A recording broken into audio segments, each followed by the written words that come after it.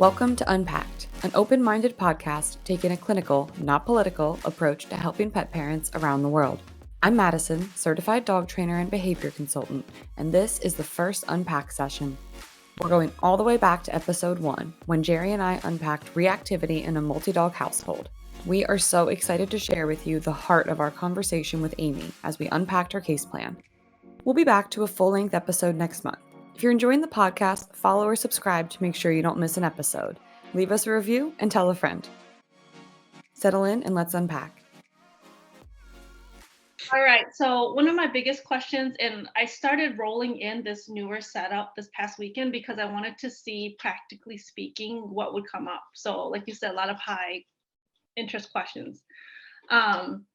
So the first thing, I think there is some gaps I personally need to fill. So when it comes to like exercising the dogs, especially like high intensity, I feel like I need to brush up, especially with Ace on his fetch. If we do something like fetch, Ace is one of those dogs. He loves playing, but he kind of is like, after a few times he's got the ball and he's like, I'm done.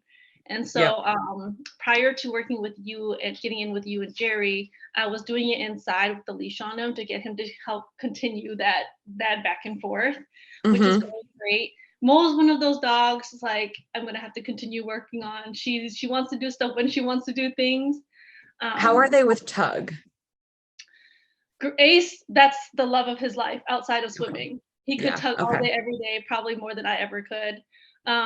Mo is an interesting case because, again, that underbite. So she thinks she's big and tough, but she can't quite grip well enough. So some things I've done with her is Coco has taught us like our makeshift flirt pole. She likes to do that. Perfect. So I think I'll work that in with her because fetch is not really her thing. She doesn't really, Fetch, I think is good in small doses. Yes. I think it can become too repetitive, and the sort of the dangers there are both the physical repetition of if they're just completing the same action over and over again, it's not actually great for their bodies. And it tends to just kind of promote that neurotic kind of mindset. So I like structured fetch for dogs that love to fetch. I'm not a huge believer that we need to introduce it. I would do instead more leaning into, especially for Ace, leaning into the tug, and then using the tug to get him really amped and excited, and then having him drop, and then having him go to place, and then do a decompression drill, and then come back out and we tug and we go to place. And it's a really good way to, after you've taught the decompression drill, to sort of practice that, but with a positive trigger. Like, okay, he's up here, but it's not because he saw something to make him react. It's because you were just playing tug, and that gets him up there too. And then we go to place and we, tug has a lot of benefits because it is something that can get their energy from a 2 to an 8, like that. And I will send you my drop kind of demo, which is really all about communicating through energy. So usually not using food. The only time that I use food for drop is there's a dog like I've been working with recently at the shelter named Lucy, who she's just a tug machine, right? And if you say drop and you hang on to it, she's just going to keep tugging. So what we did was we did drop and then immediately find it until she started going nose to the ground the second she heard drop. So we used it for a period of time until I could get her to just release much more quickly. But for most dogs, just communicating through energy, which you'll see in the demo, is enough. Yes, and that's something that I really worked on, especially with Ace, because again, he loves his toys and he loves his ball. So his is really great. Mo's has gotten a lot better. So I think that's a great opportunity to take advantage of rehearsing that, because unless we're like playing a lot, which, to be honest with you, sometimes I lose track of last time one played. I think that's a great time to really work that back. And I think that the flirt pole for Mo sounds perfect. Maybe getting some type of like crinkly toy to put on the end of it that's like almost like a soft tug.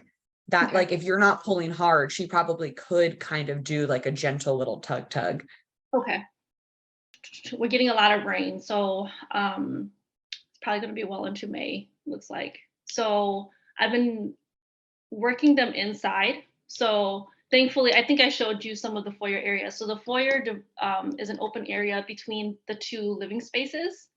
So what I've been doing with Ace and Mo is I've been looping them from one room to the other just to get the cabin fever out of them, because especially Ace, 12 to 24 hours of cabin fever and he's going like berserk. It's great So, for that. And dogs love to chase food. especially Mo, she's like, there's no chewing sounds with her. So so Just that's been gone. really great. Yeah. Yeah. So Okay. I'm fine, it's fine. As long as you go and get that food and you bring it back. So you're just standing in the middle and you're putting one way and one the other. That's perfect. What a great way to sort of burn off mental and physical, both of them. Okay. And I just dropped a whole bunch of food. Find it.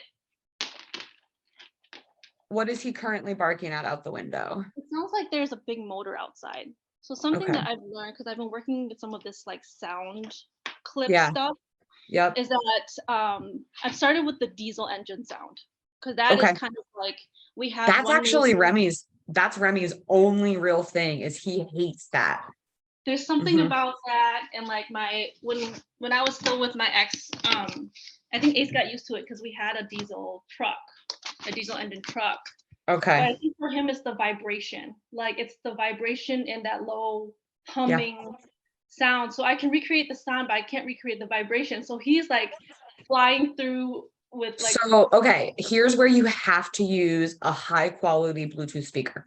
So you can put the speaker on the ground and he will feel that. Yep. Not like high quality, but you know, not like a $5 Dollar Tree version that it just sounds really shallow. You want it to have, if you have like, I have a sound bar with a subwoofer that I could hook something up to that and that would sound very realistic. So think about anything like that that's going to be more bassy, and then put it on the floor so he can feel it.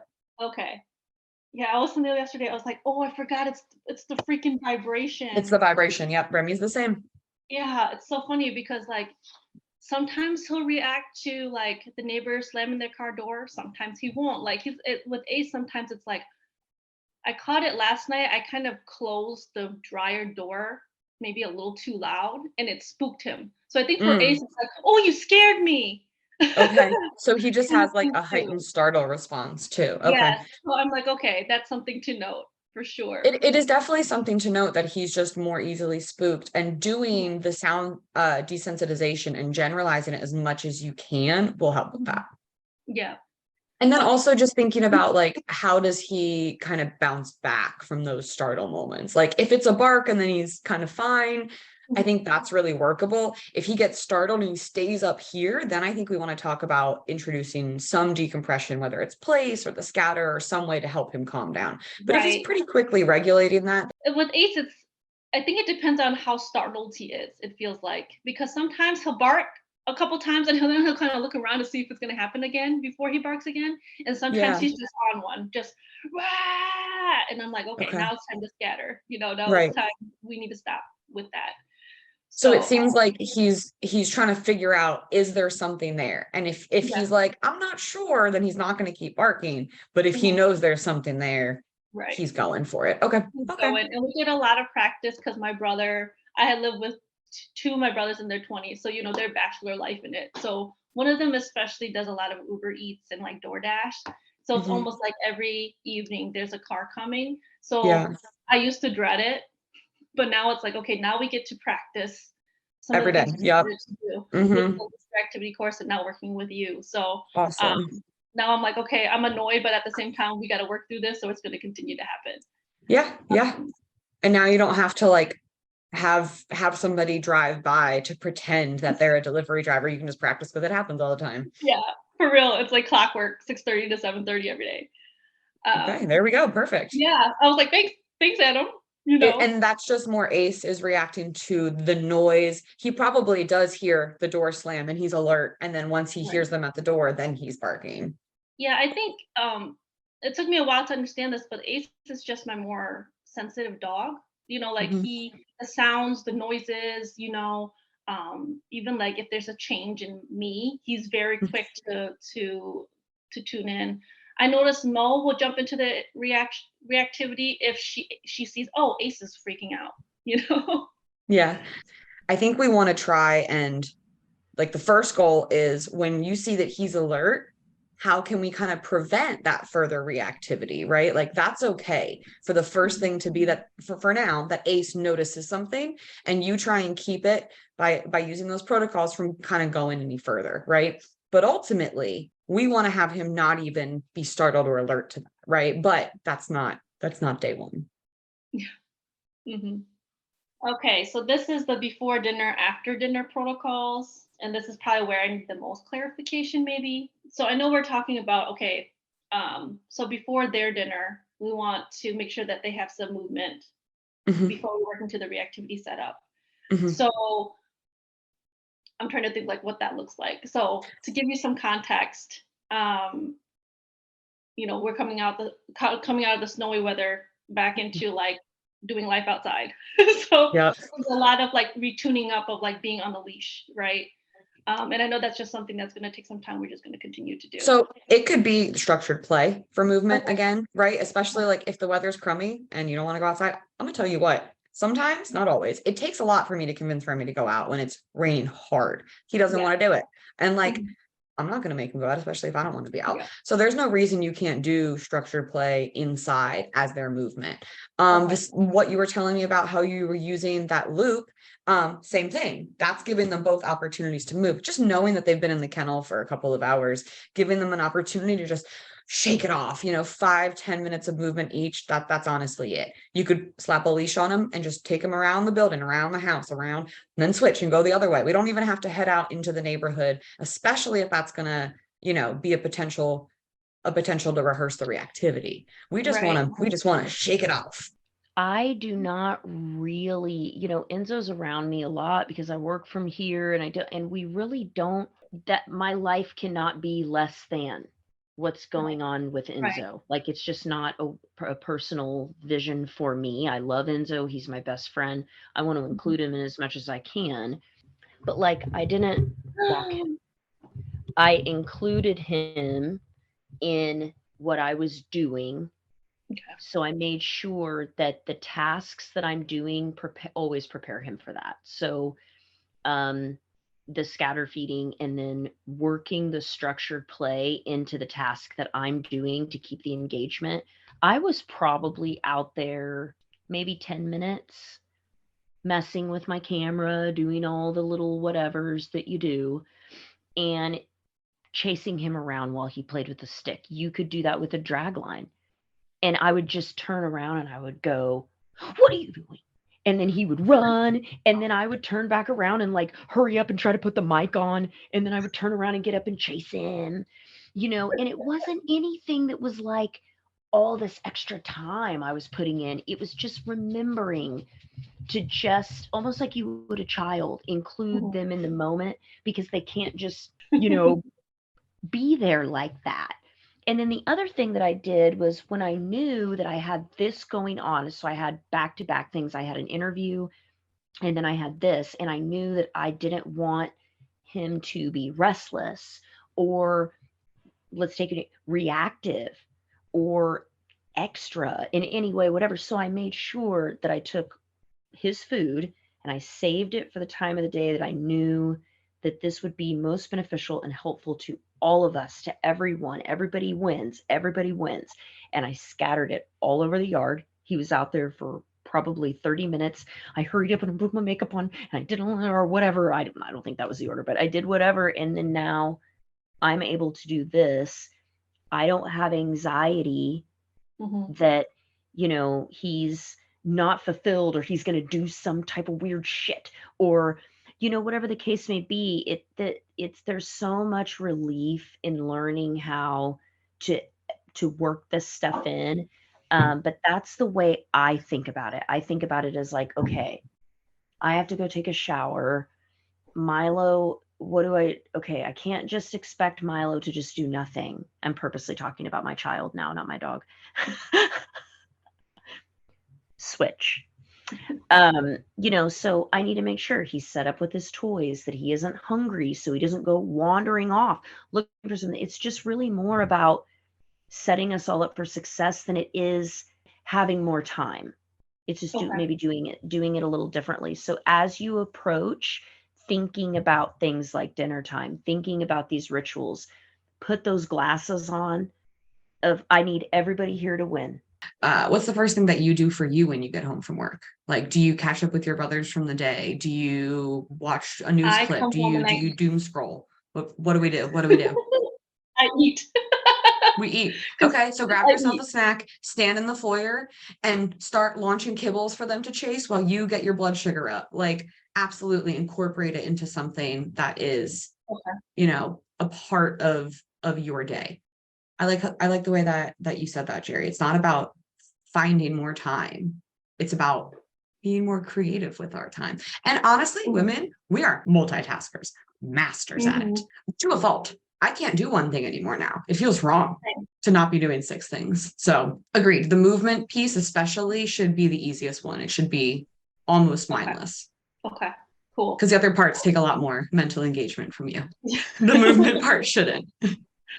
Awesome. Honestly, that's something where we probably could long-term talk about if the boys wanted to get involved and help out, they could certainly play a part in the movement. Absolutely. Because that's, like I said, that's just a shake off. That's just getting our legs stretched out. All right. Well, you explain to me in like layman's terms, because I think my brain has a way of overcomplicating certain things. I know we just talked about like maximizing and being creative about the time that especially as soon as I come home. So will you walk me through, okay, when you get home, we get done with our movement, we go into our reactivity setups. That part I understand. The part that I think I'm getting a little confused with is the post-dinner. We were working reactivity setups with one dog. What are we alternating each day? Are we alternating So reactivity the reactivity setups, I think that it's too much to expect you to be practicing working on Ace's reactivity and Gizmo's reactivity every single day. I think that's unreasonable. So I think we alternate. Today it's Ace, tomorrow it's Gizmo. Oh, Gizmo's not feeling great today. She gets a day off. We're going to work Ace again. Like, just balance it throughout the week. So they each work maybe 3 days a week on the reactivity setups.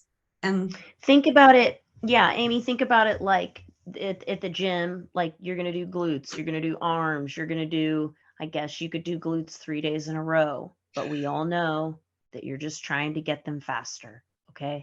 And that's not going to work. So you can go back to doing it once or twice a week and hit the other sections as well.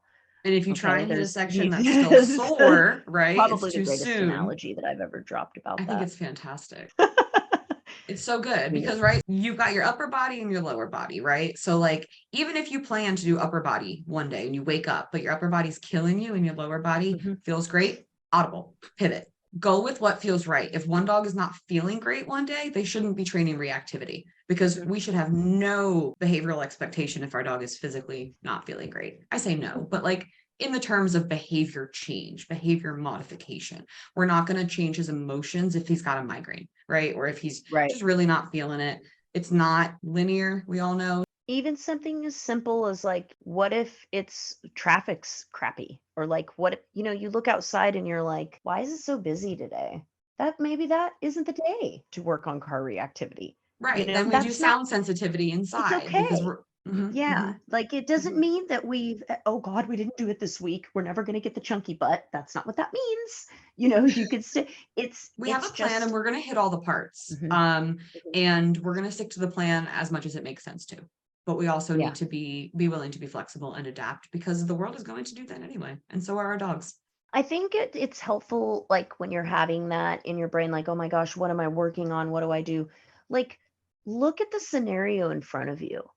What opportunity is presented in front of you to practice that particular thing? If you know that night you're going to carry in a bunch of groceries, then be like, this is it, practicing the barrier reactivity. Like if think ahead. I think we have to do that a lot with filming. It's like, I don't always want to always get my camera out and do that stuff, but it's like, I'm really missing an opportunity when I know, I'm going to walk through the door. This is a great opportunity to practice that or to train that. It's the same kind of concept. So keep an eye out for that stuff during the day. And I think it'll help you be a little bit more intuitive naturally. And that was an analogy for all of the content creators out there, because that hit me hard. I'm like, I get that, because there's so many times when I'm like, okay, I'm about to train my dog. I probably should film this because it'd be great content. I don't really want to. That would take more effort. And then I don't. And it just kind of is like status quo. And It yeah, doesn't there's help. no joy in it. And then we know that also, and this is parallels to dog training too, that there are some times that you just don't bring the camera, or you have it and you want to pull it out. Oh my God, I'm going to catch. And it's like, Not the not today. time. Not the time. It's not Yeah. the time today. It's, I don't feel well. My dog, this is a mental health day. I'm just going to, and this is not, we're not doing that right now. But,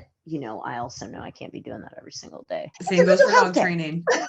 Yeah. Every day is a mental health day. Goodbye. So we get home, we do a little bit of movement with them so they can both shake it out. And then we pick the one that is going to do the reactivity setups. And we're going to take half of their dinner to do that because I don't want them to be training for their whole meal. I want them to get a chance to eat the other half of it kind of in a more relaxed way. Now, the dog that didn't do the reactivity, I think this is where you were like, what do I do here? That should be the training that is the prep work for the reactivity, right? So it could just be doing place for decompression, any type of skill that is going to help. For Gizmo, it's certainly going to be building up a strong reinforcement history on a station for her. So we can get something that we can transfer into the car. This is a broad look at the bulldog breed group and what they were originally bred for, which was entertainment. They were designed, and by that I mean what we did to their DNA. We picked and chose what pieces we wanted from that predatory cycle, which was only one. And we designed them to idle 99% of the time and use all of their everything explosively in that 1%. So the danger is that when we let them idle all day long and that reservoir builds up, anything is going to be explosive because that's just what they were designed to do, is to just come out the gate with everything that they have. So if we don't find opportunities to kind of like skim the tank, you're just going to see a lot of all or nothing. And I don't think that it has to be a lot. And I think that a lot of dog walkers are actually more willing than you'd think to not walk your dog and do some type of structured play or engagement, or walk them around the property, or talk about these types of things and be on board. And a lot of pet professionals understand that they're a piece of a holistic plan for a dog. So it's not just that you have to hire a 14-year-old, from down the street. Like, it can be somebody who knows what they're doing and is committed to bringing the right enrichment and fulfillment to these dogs where it's needed most. Yeah, I totally got that from what I was reading in the plan too.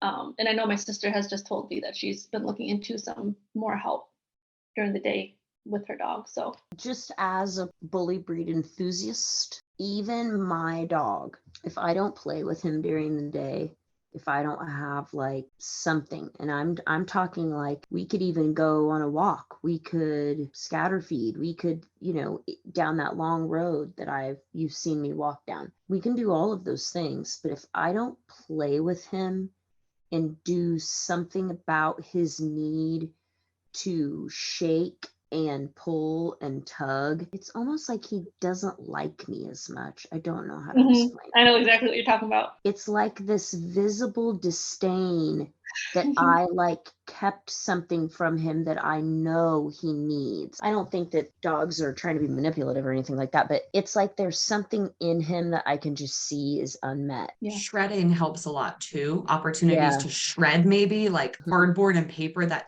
they can tear. Oh, he loves that. For the rest of their dinner, letting him just shred. The meeting of needs is kind of common sense in a way. Just if you're involved in a dog community, you'll run across those kinds of things. But managing arousal in your dog is something that you practice by being together.